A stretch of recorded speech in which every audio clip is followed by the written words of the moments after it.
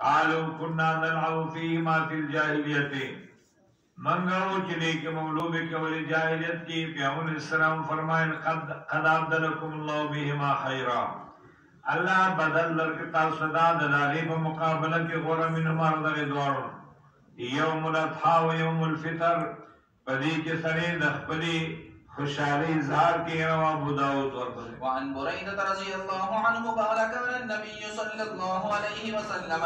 لا يخرج يوم الفطر حتى يطعم ولا يطعم يوم الأضحى حتى يسلم جدي بنو وتنوالا اختر بورد